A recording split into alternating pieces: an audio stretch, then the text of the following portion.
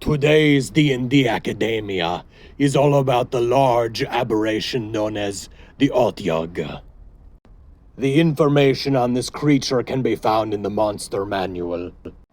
The Otyugh has a challenge rating of 5, natural armor class of 14, and 114 hit points. It also has a speed of 30 feet, dark vision of 120 feet, and the only language it speaks is Otyugh. The Otyugh has limited telepathy. The creature can magically transmit simple messages and images to any other creature within 120 feet of it that can understand the language.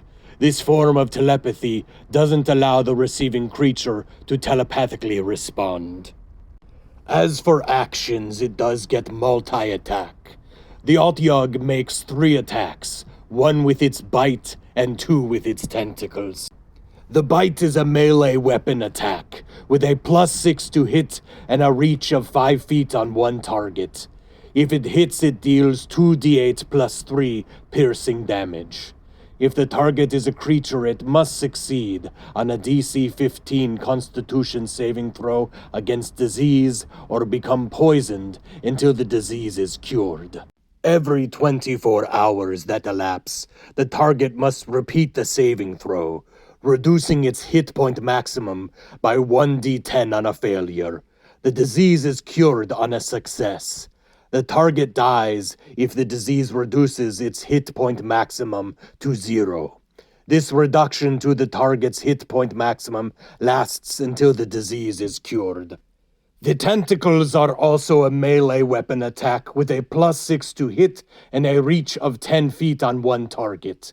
If they hit, they deal 1d8 + 3 bludgeoning damage, plus 1d8 piercing damage. If the target is medium or smaller, it is grappled and needs a DC 13 athletics check to escape. The grappled creature is considered restrained until the grapple ends. The Otyugh has 2 tentacles, each of which can grapple one target. The Otyugh can do tentacle slams on creatures grappled by it, either into each other or on a solid surface. Each creature must succeed on a DC 14 Constitution saving throw, or take 2d6 + 3 bludgeoning damage, and be stunned until the end of the Otyugh's next turn. On a successful save, the target takes half the bludgeoning damage and isn't stunned. Here is the lore of the Otyugh. It is a grotesque, bulbous creature borne along on 3 sturdy legs. Its eyes and nose set along a vine-like stalk that snakes from the top of its bloated body.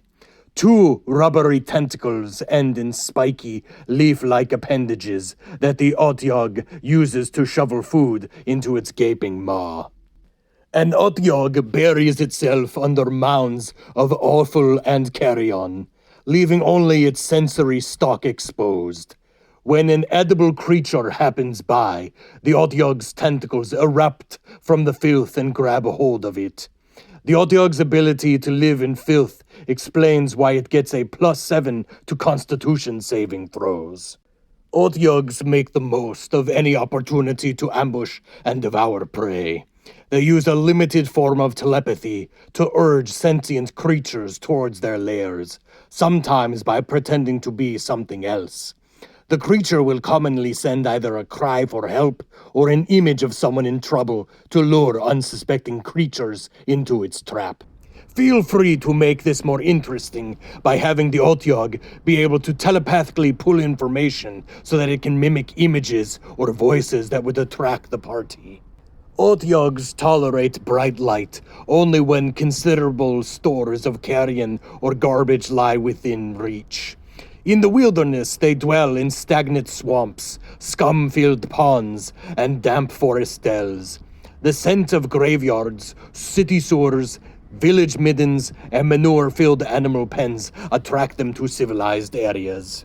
Since Otyughs lack concern for anything but food, their nests sometimes accumulate a variety of treasures shed from their victims and mixed among the junk.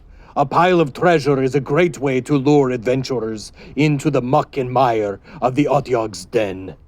Sentient subterranean beings can coexist with Otyughs, employing them as garbage disposals. With such plentiful sustenance, Otyughs grow fat in their wallows, unmoved by any other drive or desire. This sedentary gluttony makes them reliable guardians. As long as it can feed, an Otyugh refrains from attacking other creatures. However, would-be Otyugh masters can easily underestimate the quantity of waste, carrion, and meat necessary to keep an Otyugh from wandering off in search of food. More than one trained Otyugh has eaten its keeper after devouring all the waste in its wallow. Hopefully, this information will inspire you to use the grotesque aberration known as the Otyugh in your games.